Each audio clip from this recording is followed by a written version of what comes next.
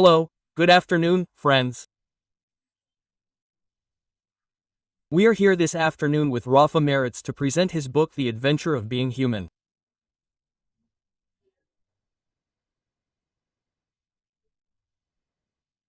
Rafa is a longtime friend of mine. He is a therapist, a granosacral therapist, a polarity therapist, and has a few other specialties as well. Well, welcome, Rafa. How are you? Thank you very much, Miguel. I look forward to seeing you and talking to you for a while. Very well. Thank you for agreeing to be interviewed. Let's get started. First of all, would you like to share a little bit about yourself with the audience? If you want, where did you come from?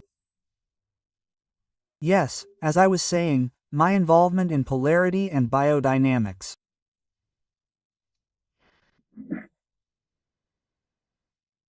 Well, I have been working as a therapist for many years, more than 3 decades. I have been retired for a few years now and have dedicated myself to writing. So.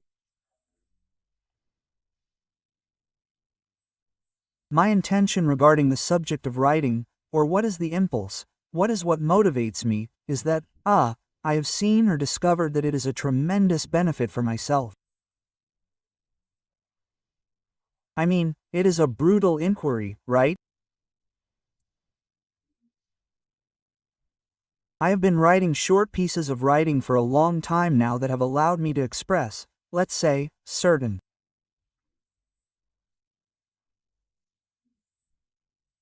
concerns and problems, but also certain inspirations. I mean, in some way, teaching and being involved in this subject for so long has made it easier for me, or surprisingly makes it easier for me to connect with certain subjects in a way that is very inspired for me. That is what I do not do.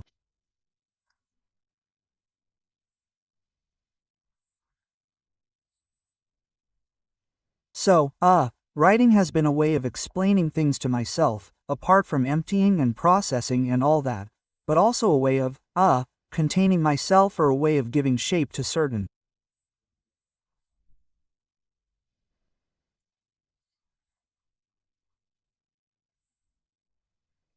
things that I have been able to conceive on a more intuitive and wordless level, right?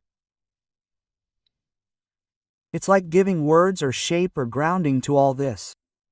Yes. In a first reading of your book, The Adventure of the Human Being, it gives me the feeling that you propose, something like illness as a path or illness as a process.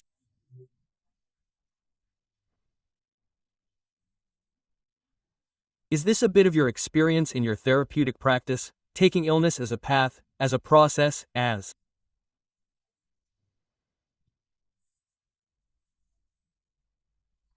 Yes, it's not exactly illness as a process, but it is therapy as a way of awakening, that is, not as a health method to treat illnesses or to cure and keep going, but rather that deep therapy really takes you to self-knowledge, it takes you to your interior, to your center, right?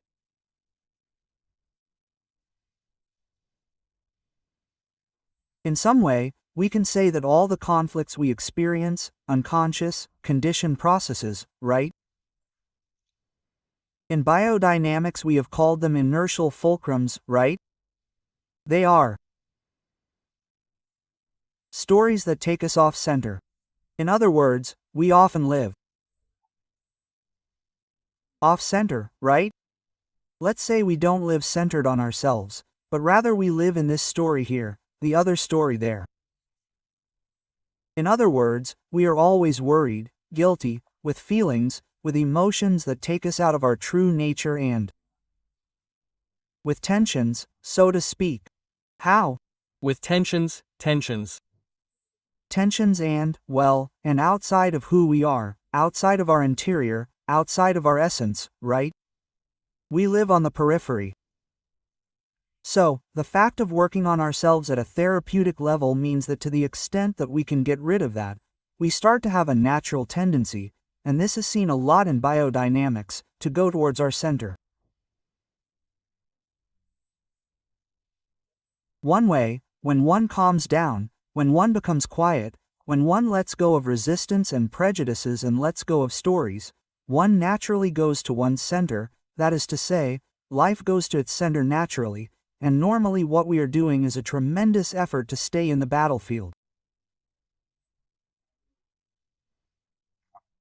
To stay in stories, busy, worried and dealing with things that are really just about finally letting go, right? And therapy, if you are accompanied in that way or you accompany yourself in that way, you go towards that. Who would you say have been your greatest influences and how would you value them? Who have you risen the most to, either in the therapeutic field or, let's say, among spiritual teachers or what influence do you recognize in your career? The truth is that my concern for transcendence does not come from 4 decades ago, but rather comes from knowing myself. Well, concerned since I was very young, since I've read German Jess or I've read the Advaita texts or I've read Carlos Castaneda, or I've read both shamanic and spiritual lines of all kinds.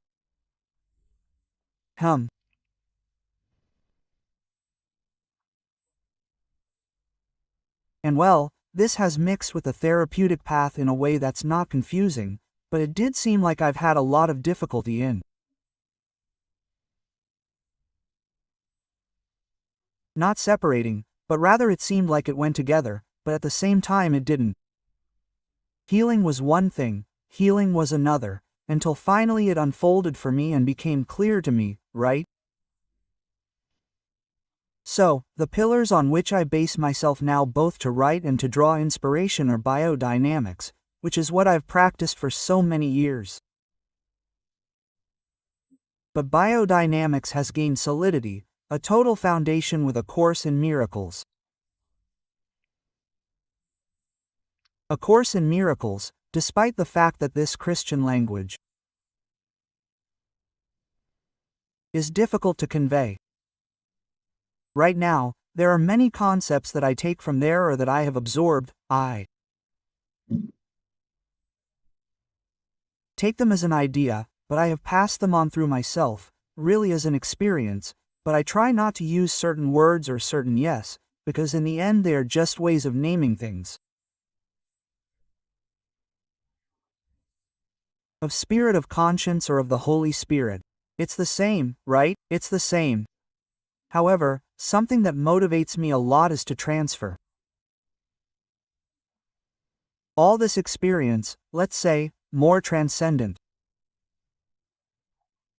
to a plain language that can be understood by anyone, because everyone, I mean, even the word spiritual, I am spiritual or I am not spiritual, we are all spiritual. We are all spirits. The issue is whether or not to recognize, but it is always there. So, well, to bring it to the plane, right? So that everyone understands and recognizes what it is in a very exciting way, right? Yes. After that extensive, prolonged therapeutic experience, after also being your trainer for many years and many cycles, what conclusions do you draw about human beings? How do you think we human beings are? Are we crazy? Are we very hung up? Are we normal? Are we okay? Are we getting better? How would you describe us? Well, with that perspective of those 30 years of experience in therapy and training in therapy, how do you see human beings? What conclusions have you reached?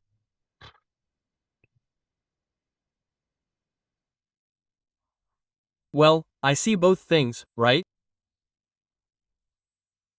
On the one hand, I see an important development, let's say, in that spiritual being, or in that awareness that one is that. But well, I go out on the street and I also see the opposite. I mean, I see that I have no idea, Well, there is a lot of polarization. I see that there is a lot of polarization in that sense. Now, the objective and the direction in which we are going is always for the better. I mean, there is no other way. That is to say, everything goes towards the essence, towards the spirit, and everything, no matter how bad it may seem, has a greater good. Sometimes it is hard to understand, isn't it? Especially in large dimensions. Sometimes you say, wow, this is for a greater good. Well, yes, it is for a greater good, but you have to see it from a perspective that is not rational. From a rational perspective, no greater good is seen. The ego, let's say, what you see is catastrophe, right? But from a perspective more from the conscience, they do become greater good. Yes. One possible reading of this catastrophe would be to see that human beings are still very much dominated by the continuous internal dialogue, by a voice that speaks to us continuously, that describes the world, that judges situations, that judges things. And in some way, many authors of our time are pointing out, particularly, in my opinion, Eckhart Tolle, who is the one who started the movement with the power of the hour, but many others too. This is the main problem, right? This identity is based on the mind, on the concrete, on internal dialogue. What do you think the cure might be? What has been the cure for you? What has been the cure for your patients? Or where do you think the cure might lie for this specific state that seems to be a specific state of the human being right now?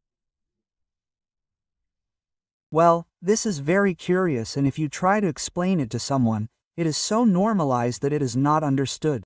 It is that I am that, I am the thought, I am there, I am living that. No, you cannot realize that you are really conditioned by that thought, right? At the same time, and I think it is one of the ways in which everyone can come to realize this, thought is the greatest stressor there is, because stress is not being very busy or having big problems or not, no. That is stress, but there is also the stress of not stopping, of the running around, of the continuous fight.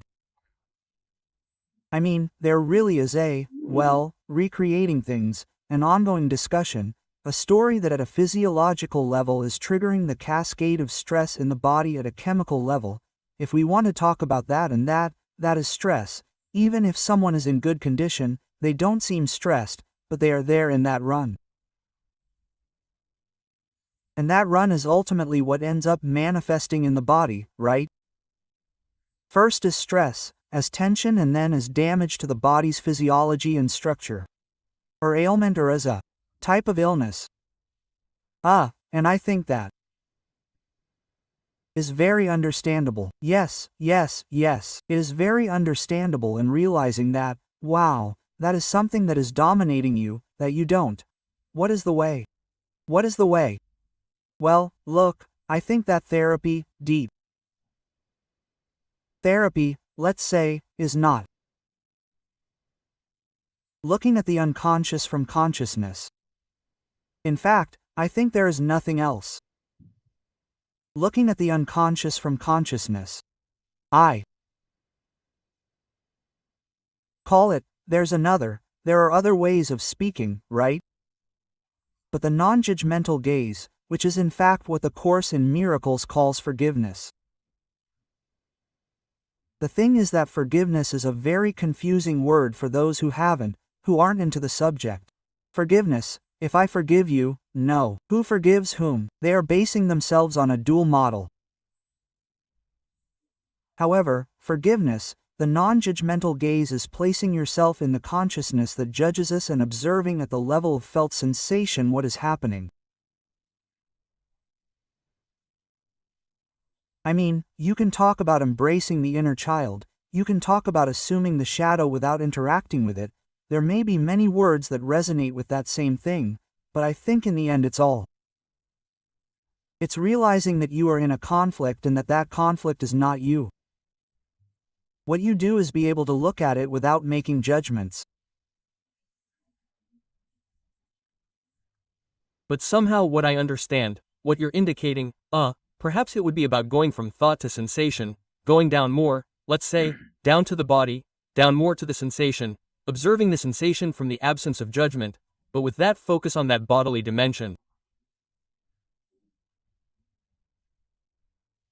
And within this dimension of therapy as well, I would say that now there's a lot of talk about managing emotions.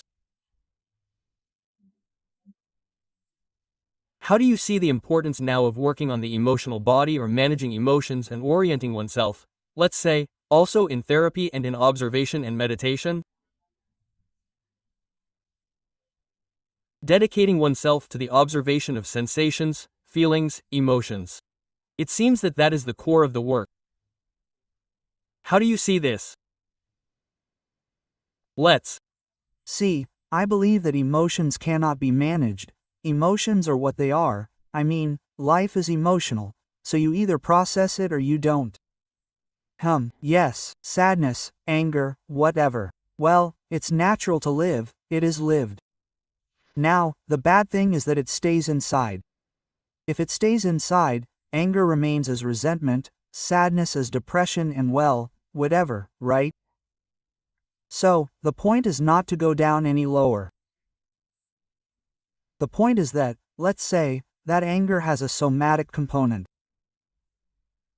Anger is not only in the head, it is in the story, but if you observe the body, just observe it, there is no need to go down, you observe it and say, wow, it's here. Anger is here. When I feel it, there is something here that is mobilized, right? So, anger is together with the somatic sensation and with the body physiology that is around all that. Everything is a ball, a felt sensation. So, it is the easiest way to see it because you can also distance yourself from the resentment directly, right? And observe it, but that is like much more mental. However, when you address the felt sensation, it is much easier. It is much easier because it is clear, right? Being able to feel, I mean, where do you feel it? It may take some training for some people, but most people would tell you, yes, I feel angry and I feel a ball here. Well, look at the ball and the anger together and remove the story. Just observe it, without further ado. And I have practiced this a lot, and observing it causes it to dissolve. Why does it dissolve? Because it doesn't exist. It doesn't exist because what you have inside is something that originated from the past of X experiences. It doesn't come, no, it's not a current anger. If it were a current anger, well, you process it, it ends, you give whatever response you want and that's it. Now, when it's resentment, that doesn't exist in itself, it comes from the past. So, you observe it now in the present and really, by looking at it from consciousness without judgment, it dissolves. And it's true that it dissolves. That practice may need to be done once and then it will come back again and you do it again, but it loses its strength. Yes, but paradoxically both things happen, right? That it may be a thing of the moment, but somehow the emotion or reaction resonates with certain baggage that we may carry, right?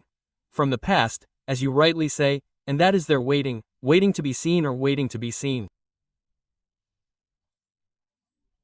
To work, etc. Life is conditioned by that and your reactive attitudes and your way of doing things, your way of judging things, in other words, everything is conditioned. That is why you need to let go of what you have there, because it is not yours, it is not something that belongs to you, right? Yes. Very good. Now, I would like to ask you a question of a slightly different nature, right? Which is, how do you see the current situation in the world? There are people who think that we are already in the apocalypse, that we are at the end of the apocalypse, that the world is ending. Well, there have always been voices saying this. There are people who say that we are in a time of great darkness. How do you feel about the situation more than just the country, the world situation, everything that is pending, right? The ecological crisis, the wars, that we have come out of the pandemic and suddenly it has been like boom, what has happened here? This, I have no idea. The truth is that if I look at it from the perspective of judgment, from the perspective of ego, from what is happening, damn. It seems that we are heading towards a collapse, we are heading towards a... What is this novel by Aldous Huxley called? A brave new world, right? A state of artificial intelligence that is also a factor that is, to be honest, Unknown and somewhat disturbing, right? We don't really know. It looks a little dark, but hey, I also say, well, a little dark in the world of form. Yes. I also consider that everything has its meaning and that everything is for a greater good. Everything will really be imbued with consciousness as well, because consciousness is always there, whether it's a good, a more cybernetic life or a more whatever life, consciousness is always there, right?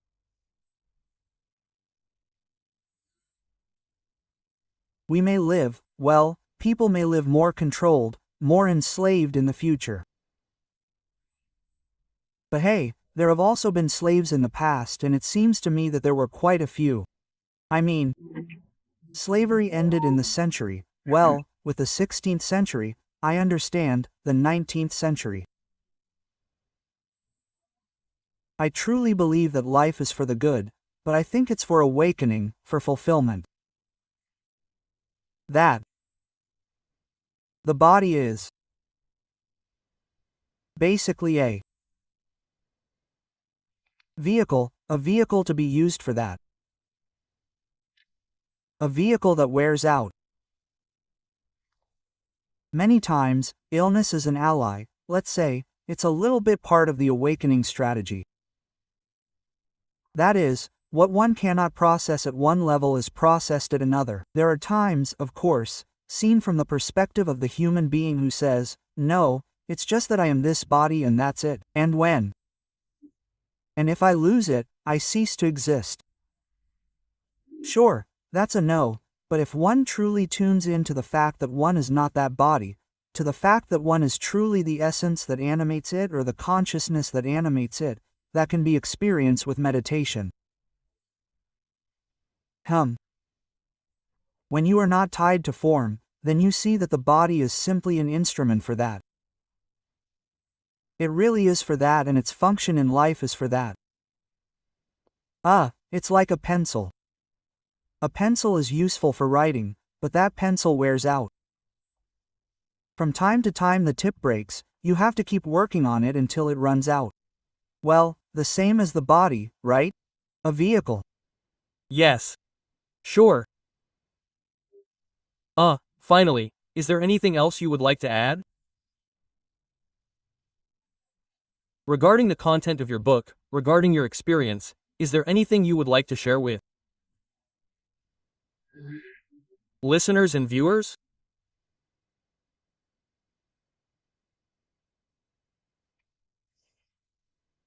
The content of my book. The content of my book and the one that comes after it and such, what I intend to do is to lower the level of language. The level of communication so that it can be understood, let's say, or so that we all reach a point of perceiving that we are beyond the character we want to be.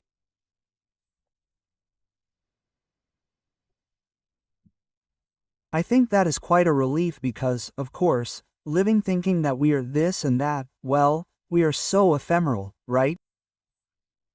And so vulnerable and such, let's see, if that were the case, well, it is the case, but the reality is that there are practices that lead you to realize that that is not the case. So, I think it is good to take a little interest. So it is difficult to know what one is, right? What am I? If I am not the body, what am I? That is difficult to achieve because, but yes, one can realize what one is not. So I see myself with problems and these emotions and so on and so forth, and through what I call therapy or being able to distance myself from that, I realize what I am not. I am not that. That is a story that I live, it happens to me, so I can't get attached to it or let go of it. So, well, little by little. And another thing is that, of course, I wrote the books after so much therapy and such, because I think that we always carry the conflict with us. We don't carry it with us on Tuesday at 7, which is when we go to the therapist, because you go to the therapist and say, well, now I'm fine, but last week I was terrible. Of course, last week, when you were hooked on that story, you would have needed tools, or it would have been good for you to have tools like this non-judgmental perspective, or others like to say, surprise yourself and see yourself there, see yourself entangled. And say, wow, okay, I'm going to look at it like this, right? I'm going to look at it from my perspective without needing to. It doesn't mean that therapists aren't needed, but one can have them. Obviously. Therapists are a great support to get through the day, precisely to be able to look at things without judgment, right? And obviously, yes, then there are also techniques, but well, the support of someone who listens to you is very valuable, for sure, but then one has to get through the day to day.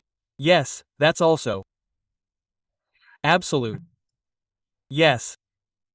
Hey, do you want to tell us a little bit about the next book that I understand is coming out? You said, I think, on January 20th or around January 21st. Do you already have a title, you know? Well, yes, the book is called Living in Consciousness. Living in Consciousness. Living in Consciousness. Recognizing the reality that you are.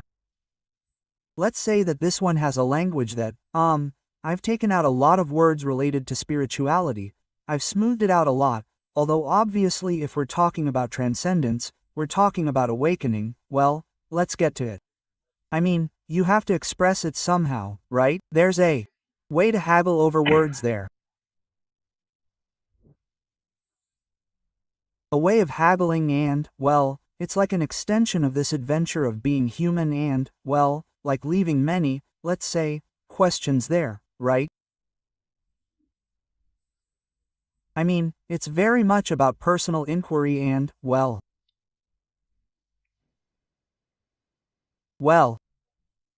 we're pending to explore it at the right time. You told me about a radio program on a date that I was like, oh, Wednesday, January 21st. It could be. I'll talk to you.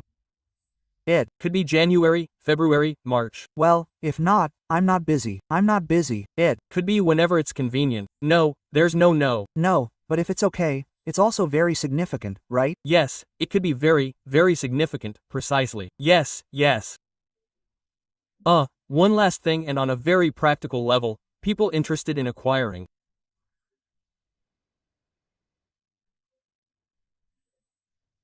the adventure of being human, which I know is the opposite here. You won't tell us how to acquire it, an address, an email, Well, if you want to find out a little bit more, you can go to the website rafaelmartartes.com. Yeah, if you could send it to us so we can put it up. I'll write it down. And there you have, let's say, a landing page for the book. And there you can look at things, even a short summary of each chapter to get a feel for what it's about. Very good. To acquire it, well, it can be on Amazon, it can be in some local bookstores, but okay, And you can tell me, a WhatsApp, an email through the website, and that's what I recommend because the printed book is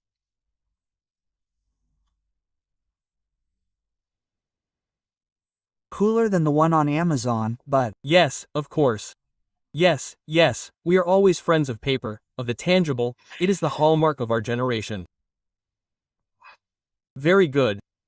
Also, I can dedicate it and everything. Even look, so that is an advantage. A huge advantage. Okay, Rafa, Thank you very much for coming to introduce yourself and chat with us this afternoon. Thank you for the presentation of your book, and we will continue with the next one, probably. Well, thank you very much for the opportunity, and yes, I am eager to continue talking. There are many topics, right? I've noticed that every time, well, when we start a dialogue about something like this, well, you touch on a part when you finish and you say, oh. The topic of therapy, the topic of awakening, the topic of what's happening, because perhaps the positive note, right? If I may add, the positive note of what sometimes seems so dark out there, is that, let's say, the interest that these therapeutic topics of awakening, etc., are awakening, is multiplying in an incredible way. I mean, hundreds of thousands and not millions of people are starting to take an interest in alternative topics, topics of consciousness, and well, this is a very, very positive note. The following, I even consider that awakening is not individual. Awakening is collective, although it may seem that one person awakens. Yes.